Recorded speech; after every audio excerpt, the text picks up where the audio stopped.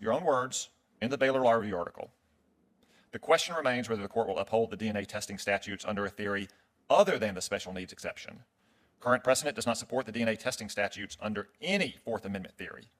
However, given that every federal appellate court that has considered the statutes has found them constitutional, it is more likely than not the Supreme Court will do the same. This article predicts that should the court uphold the DNA testing schemes, it will rely on its line of cases establishing a diminished expectation of privacy for prisoners and those on probation or supervised release.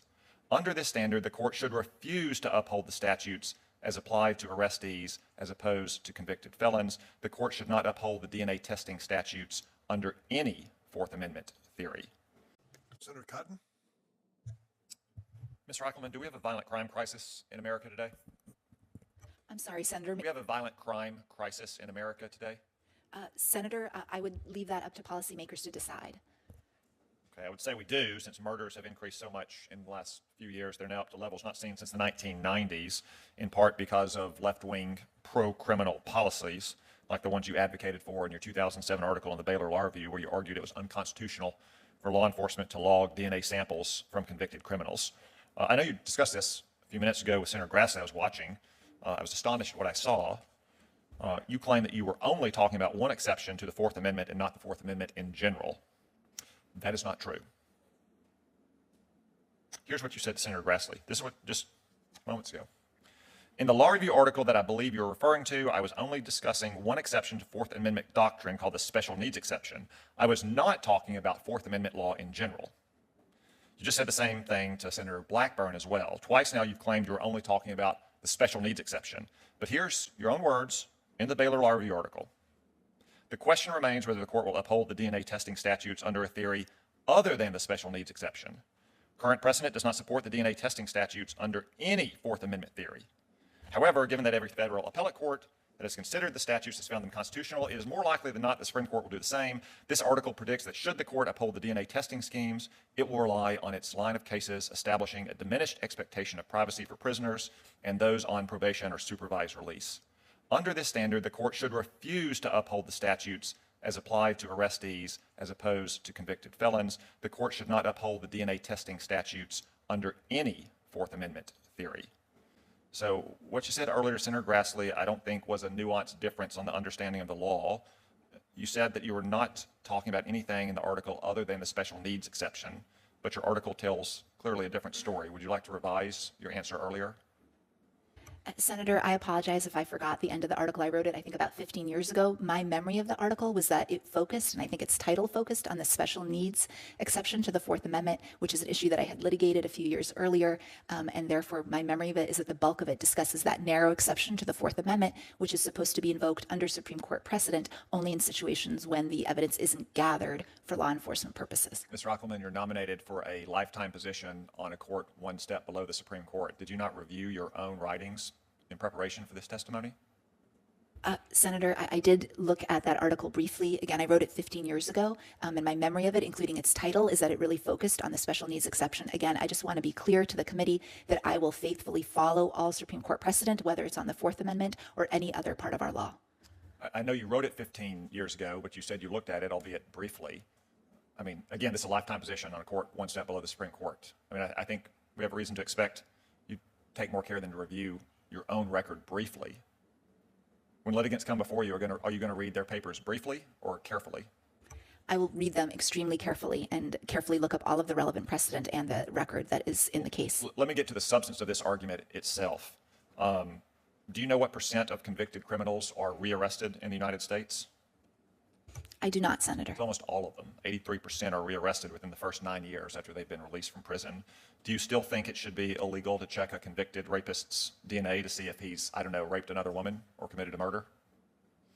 Senator, I think the Supreme Court has resolved the issue, and I will faithfully follow the Supreme Court's precedent in any criminal case that may come before me, and I understand. You maintain the same personal view that you wrote about in the 2007 Baylor Law Review article and that you misrepresented here today, that we should not take DNA samples of convicted murderers and rapists to see if we can close out other cases or to use in investigations in the future when they almost certainly commit other heinous crimes. Senator, in that article, I was merely discussing Supreme Court precedent and how it should be applied. That's the only question that I was looking at there. It was not meant to be a discussion of policy, which I leave to folks in your position. And again, I will faithfully apply all Supreme Court precedent, whether it's on the Fourth Amendment or any other area of law. Well, the folks in my position, at least on the other side, aren't doing a very good job of that, and that's one reason why we have a crime wave across this country. Thank you, Senator Cotton. We have no further questions from the panel on this first round. Ms. Rickleman, I want to give you a chance to answer a question which you may have been cut off in trying to answer a little earlier on your views. The moment came like a courtroom confrontation, sharp, deliberate, and unsparing. Senator Tom Cotton leaned forward over the microphone, a copy of a law review article in his hand, his voice cutting through the formal quiet of the chamber. "Here's your own words," he said, the sentence echoing with the rhythm of a verdict. Before him sat the nominee, Ms. Rickleman, poised, but visibly tightened by the gravity of what was unfolding. What began as a question about crime in America had turned into something else, a cross-examination about truth, memory, and the duty of candor expected from anyone who would wear a federal judge's robe for life. Cotton's line of attack was precise and theatrical. He pressed her first on whether the nation faced a violent crime crisis. She deflected, saying it was for policymakers to decide. He replied that murders had surged to levels not seen since the 1990s, driven, he claimed, by left-wing pro-criminal policies. Then he turned from statistics to authorship. He cited her 2007 Baylor Law Review article, accusing her of arguing that it was unconstitutional to collect DNA from convicted criminals. She had told other senators earlier that her paper focused narrowly on a special needs exception under the Fourth Amendment. Cotton called that revisionism and read her own sentences aloud into the record. "The court should not uphold the DNA testing statutes under any Fourth Amendment theory," he quoted. The words hung in the air, heavy and irreversible. The witness, confronted by her younger self, could only say she had forgotten the end of the article, that it had been 15 years, that she remembered it differently.